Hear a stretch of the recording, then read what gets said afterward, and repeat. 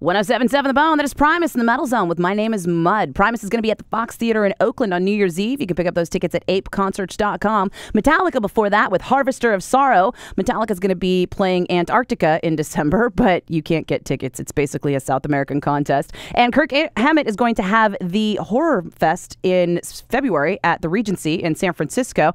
And that is on sale now at fearfestevil.com. You can also see Kirk's most recent interview with me at youtube.com/Nikki Blakk. And Iron Maiden started us off tonight. And you can also see this interview on youtube.com/Nikki Blakk. I've got Tom Hunting from Exodus in the studio with me tonight.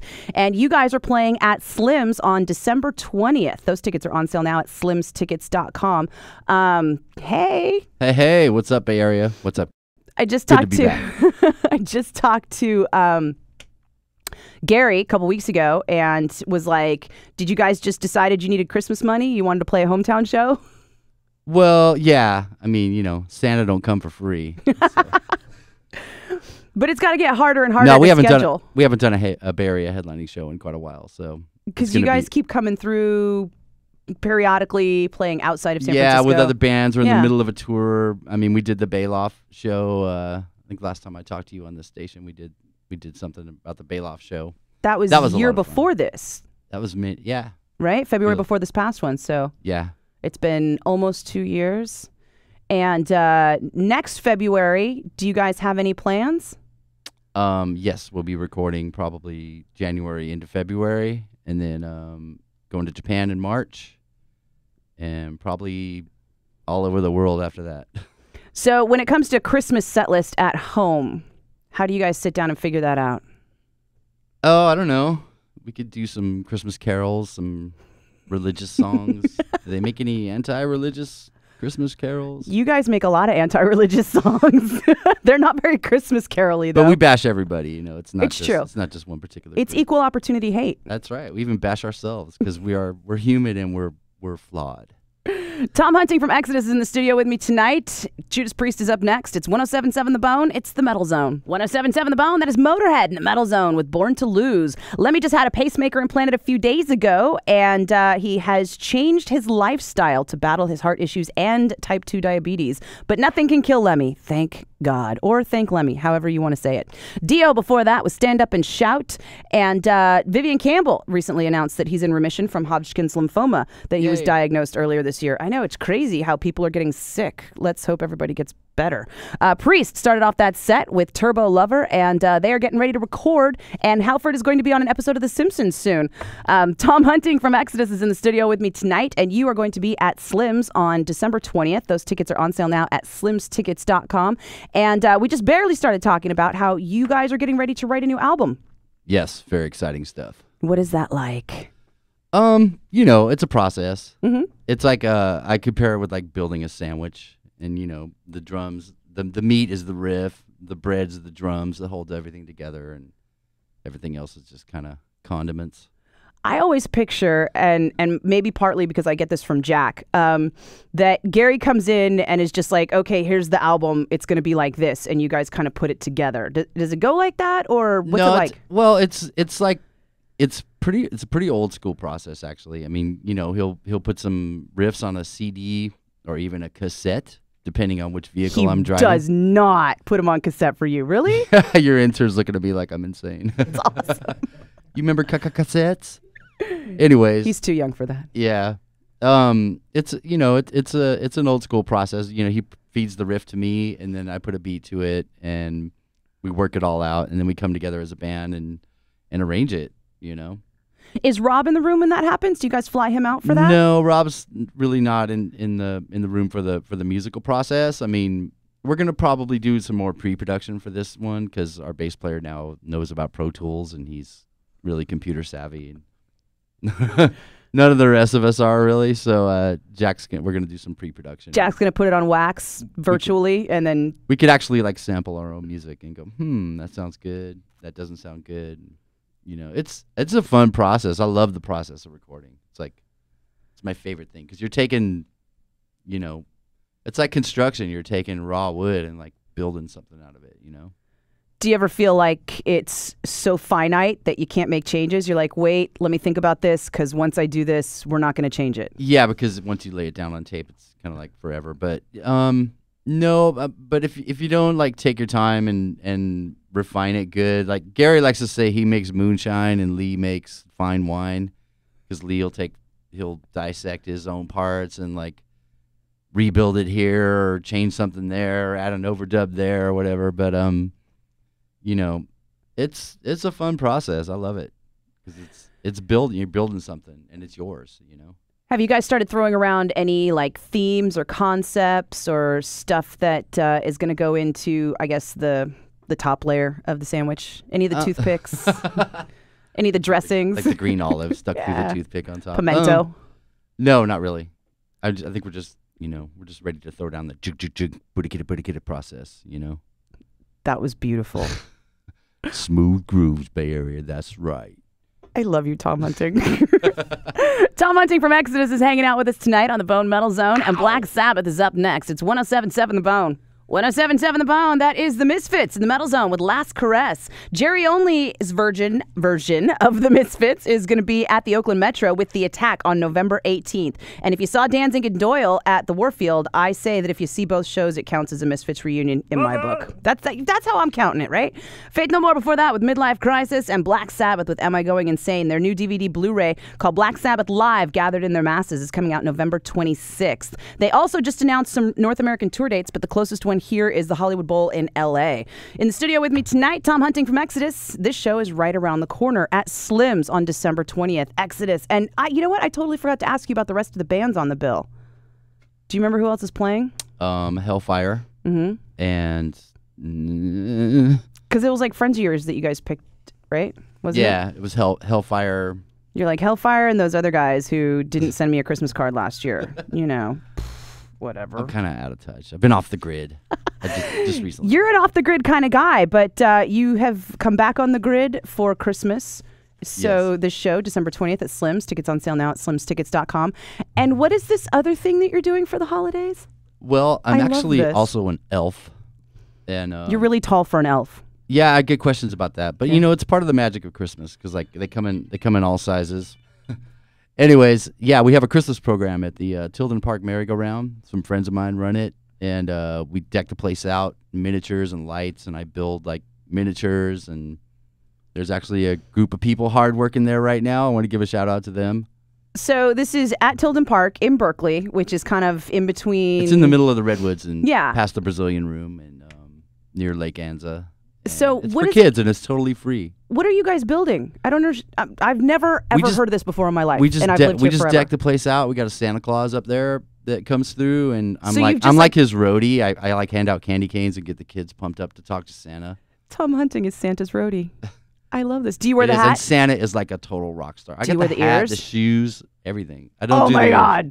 I don't do the ears. I got too much ears. Hair. I got too much hair still to do the ears. You should have the ears poking out of the hair. Yeah. You just need really big ears. I use like a jester hat because it gets cold up there wintertime. Yeah. So you guys just like kind of Christmasify the carousel? Christmasify the place. It's totally free. And kids just come out and get to sit with Santa. And it's my job to like get them pumped up to talk to Santa. And they like look up at me and go, "You're a little tall for an elf." You know? Especially little kids. You're ginormous. Elves come in all sizes. And, you know, it's and you have to explain the Christmas magic. It's part of the magic, yeah. And this is all for a charity? No, or just for a fun thing for kids in Berkeley? It's just for free local kids, East Bay kids.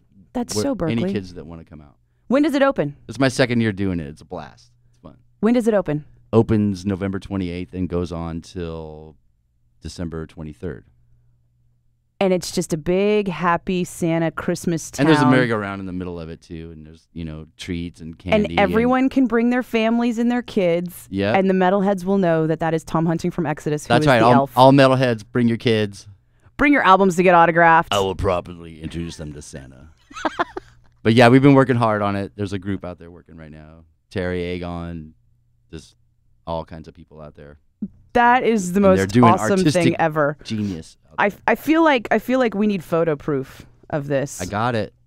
I may ask you to provide that to me, and I may be posting it on the internet. It's just a really fun thing, and it's a really fun way to spend Christmas because, like, I get it. You know, I'm standing in line, getting these kids pumped up to talk to Santa, and it's exactly like A Christmas Story. They're like, "Don't bother me, I'm thinking," you know. They're like, hey, I gotta tell Santa what I need. Some of them are nervous. We got a great Santa Claus. Like I've seen so many kids just like, I can't do this, you know. And like 5 minutes later, they're bouncing on his knee. Santa talks him down. Our Santa's the best. Awesome. He's really cool. I'm blown away. I'm absolutely blown away. He's got smooth grooves. So are you going to have to take? You're going to have to take a night off from being an elf so that you can play the show at Slim's, right? Yeah. Okay. We have some fill-in elves. I'm not the only elf up there, you know. You're just the tallest. Actually, I don't even know. I'm probably the second tallest. Wow. Okay.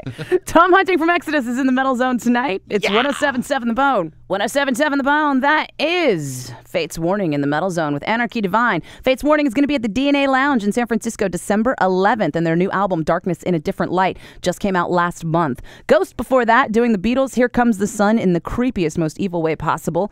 Their EP, If You Have Ghost, is going to be released November 19th, and all the tracks were produced by Dave Grohl from the Foo Fighters. Newsted before that, Jason Newsted's band with Underdogs. The video for King of the Underdogs was released a few weeks ago. Jason is back in town and kind of like rehearsing and recuperating from the last of the tour. And he says that he recorded 2 more videos that hopefully will be released before Christmas. And before that, we had Prong with Snap Your Fingers, Snap Your Neck, and Queensryche with Empire. Queensryche continues to argue over who gets to use the name Queensryche. Jeff Tate was just here at the Independent with his version of Queensryche, and the Todd LaTorre version of Queensryche has yet to come through the Bay Area. But living in the Bay Area, and with me now, Tom Hunting from Exodus. What's up, Bay Area? You guys are going to be at Slim's, Exodus, Nails, and Hellfire, which we've just looked up. You ever seen Hellfire? I don't think I have. It doesn't sound familiar. They're awesome. But you know what? I'm at the point now where I'm like, maybe I did, and I don't remember. Because you know how you would go to a show to see your friend's band, and there'd be like 4 or 5 other bands playing, and you would end up seeing them and just not register. Turns into a metal fest. Because I've had people come up to me and go, "You've seen them before," and I'm like, "I have," and they're like, "Yeah, I remember they played with so and so," and I'm like, "Oh yeah." I guess I did. That was me. I was there. I was there. You were right. I just don't remember. So you have other projects, as everyone in Exodus has other projects now. It's like everyone in the band has at least 2 bands. Yeah, that pretty much sums it up. I mean, I would join another band if it was like a soul band that needed. You'd take on a 3rd band? Only if it was proper, like if it was what I wanted. You would totally do a wedding band, wouldn't you? Be doing like Cool in the Band, I would do Cool in the Gang, and like I would do a funk covers. band, and there's some guys in Oakland that I would love to jam with, but I got a busy time coming up with the metal stuff. So, but like late next year, you could be looking for like a funk soul project. I could just jump in there and do it. Yeah. You know. Like, really? Yeah. Some of them guys in Oakland, they come in there and they just show up and jam. They just show up and jam, and I wander the halls of Soundwave Studios in Oakland and just fill my ears with all the goodness. And it's music that you don't hear anywhere else on the planet except for Oakland. So have you done that yet? Have you like sat in with anybody or no picked up a jam sesh? No. Thinking about it? I'm gonna. Tempted? I'm gonna start knocking on doors? Hey, man. Tell me about Coffin Hunter. Is that how that came about? No, Coffin Hunter came about. It was, kind of basically Jack's project, but we just recorded some new material and it sounds great. We sound like a band now. And for people who aren't familiar, everybody's familiar with Exodus, but for people who aren't familiar with Coffin Hunter, give them a little synopsis. Lay it out for them. Well, basically, Jack Gibson, bass player of Exodus, he said 7 years ago, "Hey man, I want to play banjo. I'm going to pick it up." So he took his time. And we all kind of giggled, right? We all were like, "Get on you, Jack. Can you get a banjo?" We're like, "Yeah, right. Yeah, right. All right." Because banjo's not easy. Smoke another one, Jack. Yeah, exactly. Sure. But no, he picked it up and he was determined, and he studied, all the greats, Earl Scruggs, and I guess Steve Martin's a pretty awesome banjo player too. But he did his homework, took some lessons, and just stayed at it. And we made some music like 4 years ago. We've kind of been rocking with that for 4 years. How'd he rope you in? Was he like, "Hey, I need a drummer"? He really didn't have to rope me in because I kind of grew up loving Americana and all that kind of music, like just wooka chicka wooka chicka wooka chicka beats. And the parallels between that drumming and metal drumming are totally there. It's just more like upper body work. Like there's no like double bass. The bass drum just kind of goes boom, boom, boom, and the top parts go wooka chicka wooka chicka wooka chicka. So it's like the parallels are there, but the new music sounds great. It sounds like we're like a real band now because we kind of are. We've been. How do you describe it? Because it's not country. It's like a different kind of thing. It's like outlaw Americana, based on like fantasy Western gunfight scenarios. Some of it's like truck stop, C.W. McCall meets, I don't even know who meets Jack Gibson. It's pretty original, and we're getting more experimental vocally with the band, so it's fun. Where do people find it if they haven't yet? Coffinhunter.com, I guess. Yeah. And you just recorded some new stuff, right? Yes. Is that out yet, or is it coming out soon? No, it'll be out soon. Okay. In fact, I'm gonna lay some of these cool drums on some stuff tomorrow too. And if they want to catch you, I mean, aside from playing. We're playing Cafe funerals. du Nord the day after Thanksgiving. Okay. On here in San Francisco, and that's on. Is that before or after the Elf gig? November 29th. I'm gonna have to miss opening night of Elfing. Pretty bummed about that, but But Coffin Hunter at Cafe du I'll Nord. do much. Elfing doesn't just Elfing's more a way of life than a you don't than a you don't 9 have to 5 I've job, been elfing all week already. Yeah. So just setting this stuff up. So there's lots of ways you can elf. Tom Hunting, you are so multi-talented, it blows my mind. Exodus is going to be at Slim's on December 20th. Tickets are on sale now at slimstickets.com. Tom Hunting is in the studio with me, and Municipal Waste is on the way. It's 107.7 The Bone. It's the Metal Zone. 107.7 The Bone. That is Anthrax in the Metal Zone with Among the Living. I'm Nikki Blakk, and before that, we had Ministry with New World Order.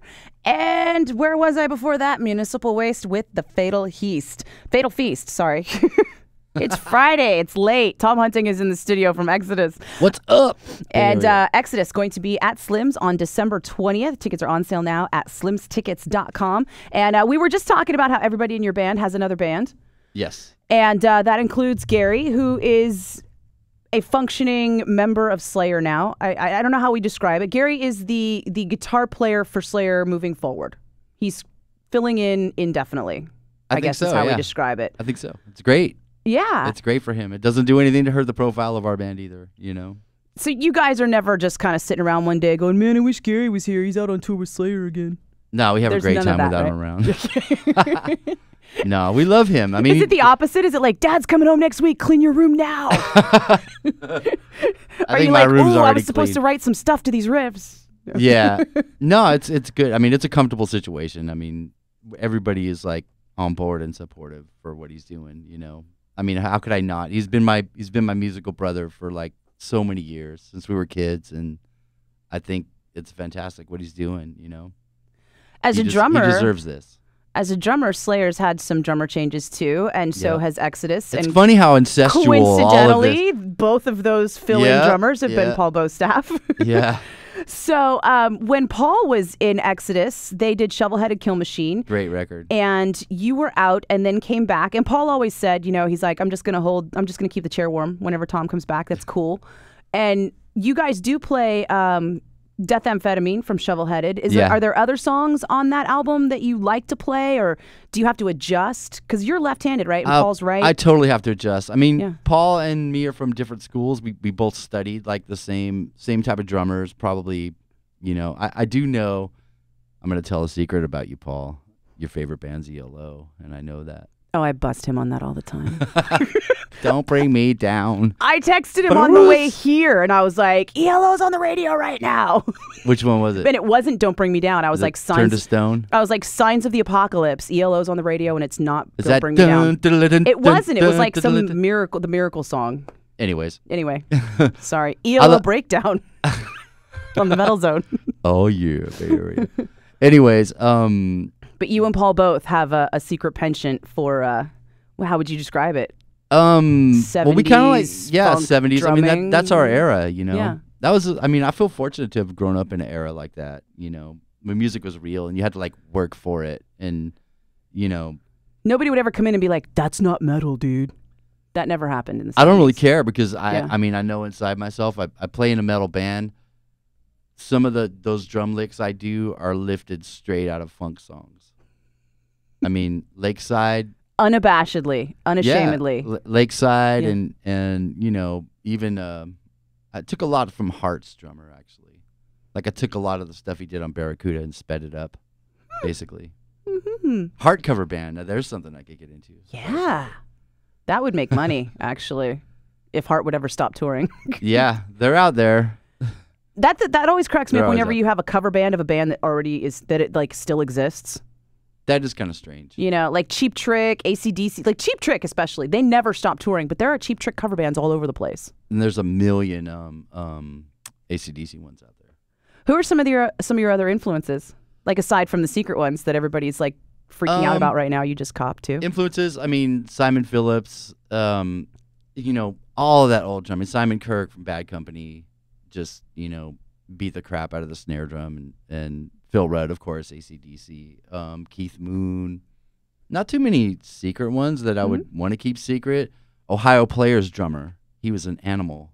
And he did some like really offbeat stuff that I still can't figure out. Tower of Power's drummer, David Garibaldi. He's a great influence. He's also a Yamaha artist, so So you get to hang out with him at NAMM every year? Well, I try not to fanboy him, but Tommy Aldridge is usually the worst victim of that. And I do got a pretty good story, and me and Paul were both involved in this. Anyways, Pat Travers Live came out like 1977 or 78, and we always thought that Aldridge was wearing a diaper on the back of it.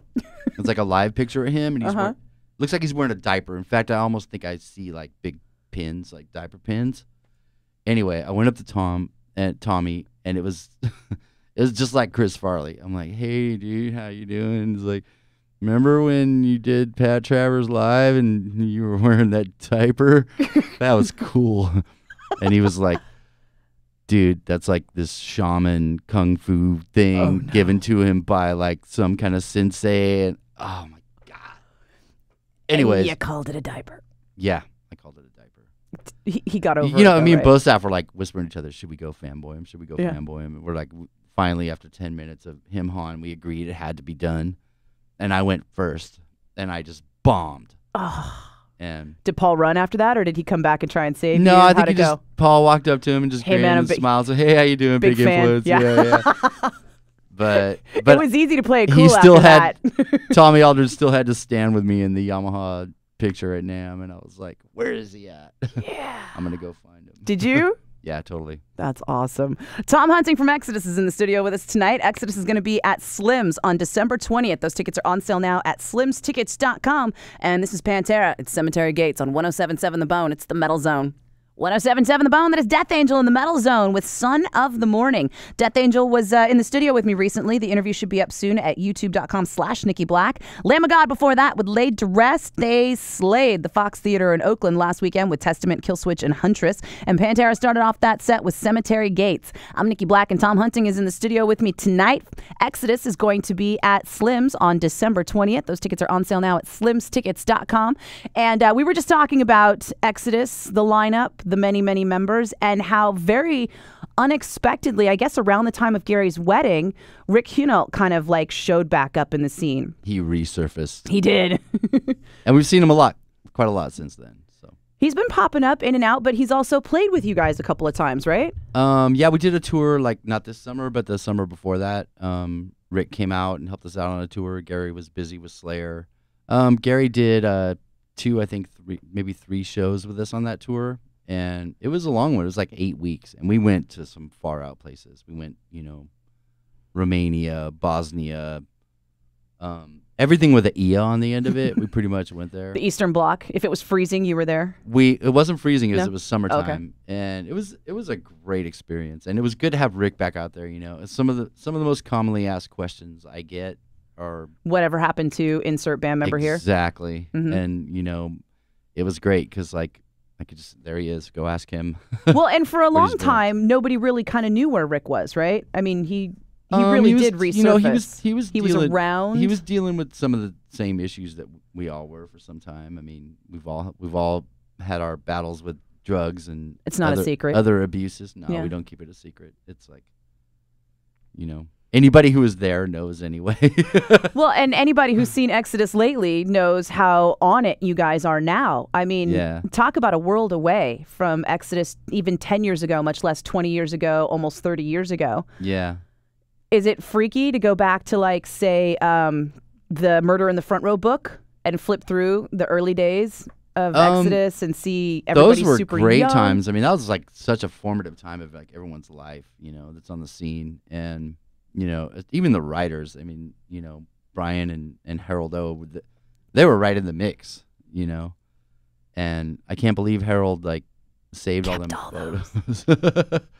You know, I think in his back of his mind, he knew that he was going to write a book about it. But That someday it was going to be important. He just didn't know it was going to be 30 years later. I mean, what a journey, though, you know, because it's like I don't consider myself like a pretty interesting person, but the journey. You really don't? The journey has been really interesting, and that's where, like, you know, it's been an amazing trip.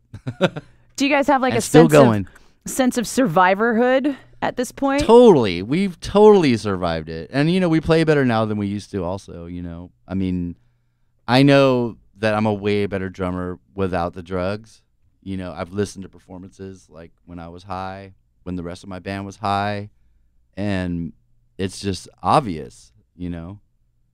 But, you know, you still reflect on the time, like when you created that music or whatever, when you did this or did that, and you're like, I was really high then. But everybody was. I mean, I didn't know anybody that wasn't doing it in the 80s. Probably not. Yeah. But, you know. I'm sure there was like one guy who's like, I wasn't. Yeah, okay, good for you. But you were doing something else. Yeah. Somebody was doing, everybody was doing something back then. Yeah, but yeah, it's good. It's good to come out of that, you know, and it's good. It was good to see Rick come out of that, you know, and talk to people about it. And, you know, it was good to have him back out there, like playing guitar again, because he's a gifted musician, you know. And I don't know about, everybody really loves seeing him out there. I don't know about for you guys, but I know for me that there was always that kind of like in the back of my head, you know, we it's kind of how we lost Paul. Yeah. So you want everybody to kind of come back out of that, and you get this just overwhelming sense of relief. You know, he's okay. Yeah, you see he's him. Okay. You he's see him here. again, and their colors right, and like they put on weight, and you're like, all right, you're back. Amen. Can we maybe expect or hope that Rick will pop in on the 20th, on December 20th at Slim's when you guys play? We don't even know anything about that right Hadn't even thought about it? No. It's a couple but months away. It's always possible. It's a phone call now, right? When he answers. Well, some things will never change. He's like me. He's got an old flip phone. Everybody else got the smartphone. It's like, I love your old flip phone.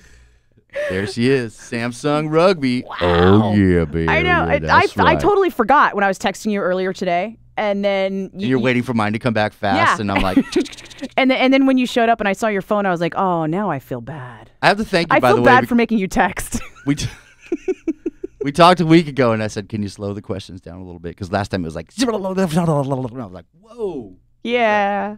And you remembered caffeine. Because we are all on the other side of that one. Yep. Tom Hunting from Exodus, thank you for coming down, hanging out in the Metal Zone. Had a blast anytime. I am looking forward to Exodus at Slim's. Me December too. I 20th. hope Boss Gag shows up because I heard he's part owner. Dude, yeah. Wouldn't that be awesome if Bob's... I would totally walk up to him and give him my impression. I ran into Bill Graham at an Exodus show at the Fillmore, so I feel like anything is possible. He was very interested in what our band does. Bill is a good man. And Bill was like very engaging. He would remember who you are like a year later. If he sees you sitting on the grass, like, hey, how's it going? Yeah, and you know, and insert name here. Despite the fact that Exodus was always huge in my world, like you got to realize that somebody like Bill Graham, he's got Mick Jagger. We were pawns in the chess game. But he's got Mick Jagger on speed dial. You know, yeah, I mean, they didn't have cell phones back then, but you know, he could snap his fingers and somebody would have Mick Jagger on the phone. And he. Hi, Bill. What can I do for you? Exodus, Slim's, December 20th. Tickets are on sale now at slimstickets.com. Get them.